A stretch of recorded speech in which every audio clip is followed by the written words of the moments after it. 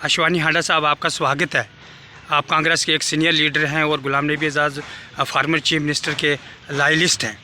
हाँ, गुलाम नबी आज़ाद साहब को जो पद्म भूषण अवार्ड मिला, उस पर क्या कहना आपका? देखिए, हम पूरे जो जम्मू कश्मीर है वो इस अवार्ड का स्वागत करता है जो श्री गुलाम नबी आज़ाद साहब को पद्म विभूषण से भारत सरकार ने नवाजा है। और आज इसी खुशी में पूरा जो जम्मू कश्मीर है वो आज़ाद साहब को और अच्छे तरीके से आने वाले दिनों में अपना प्यार देगा।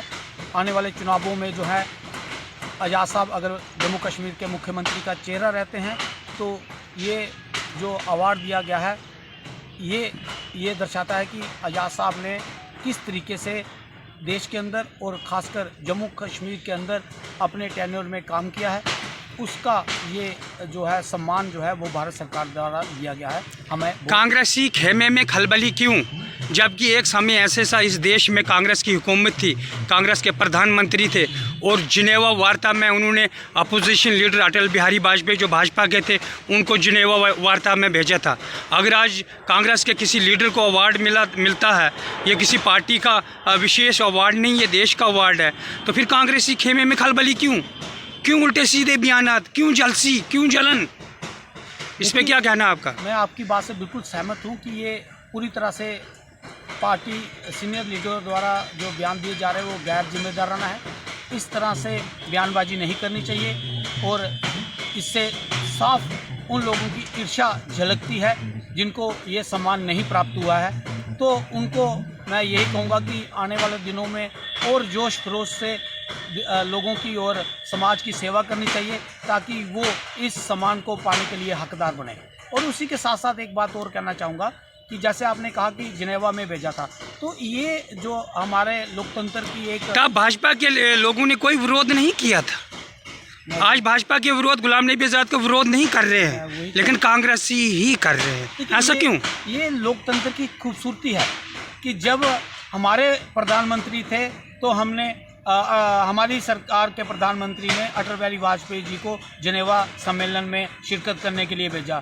और आज जब भारतीय जनता पार्टी के प्रधानमंत्री है, उन्होंने देश के और विपक्ष के जो नेता थे उनको चुना इस अवार्ड के लिए, उनकी सेवाओं को सराहा गया। इसी की वजह से आज भारत सरकार ने ये जो सम्मान करने का मन बनाया है वो इसी लोकतंत्र को आगे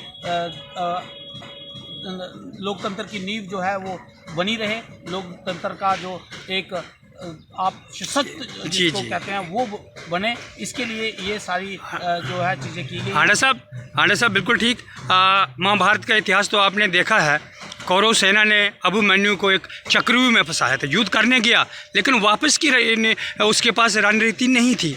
कहीं भाजपा ने ऐसे ही कांग्रेस को चक्रव्यूह में तो नहीं फंसाया कि आप बाहर निकल ही नहीं सकते हो? देखिए, आप अर्जुन को तो अभिमन्यु को तो आप चक्रव्यूह में डाल सकते हैं, लेकिन कांग्रेस की डाली नजर आ रही है। भगवान कृष्ण को आप इस चक्रव्यूह में नहीं डाल सकते। तो जिस तरीके से चक्रव्यूह रचा गया था तो उसके बाद जो कौरवों का हशर हुआ वो आपने देखा है और पूरे संसार ने देखा है। लेकिन मुझे नहीं लगता है कि ऐसी साजिश के तहत ये दिया गया है।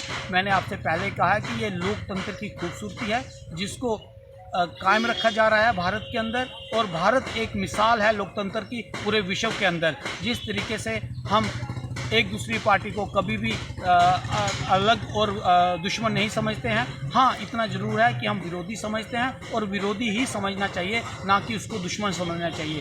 तो इस तरह का अवार्ड देना लोकतंत्र की नींव को पक्का करना है। हाँ हांडा साहब, अगर जम्मू कश्मीर में चुनाव होते हैं तो क्या गुलाम नबी आज़ाद यहाँ के चेहरा हैं कांग्रेस पार्टी के, उनके बगैर भी आप चुनाव जीत सकते हैं?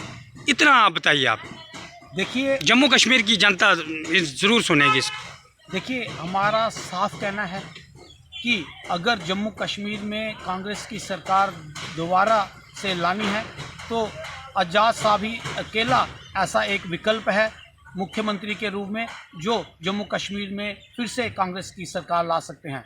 अन्यथा जम्मू कश्मीर में जो है वो खाता खोलने को भी मुश्किल क्योंकि खाली जम्मू की बात नहीं करनी हमने, लेह लद्दाख कहाँ है, कश्मीर कहाँ है, पूरे पूरा जम्मू खित्ते की बात कर रहा हूँ कि अगर आज़ाद साहब अगर चेहरा नहीं सामने लाते हैं हमारी पार्टी, तो मैं आपको ये दावा करता हूँ कि जम्मू कश्मीर में हम खाता भी नहीं खोल पाएंगे।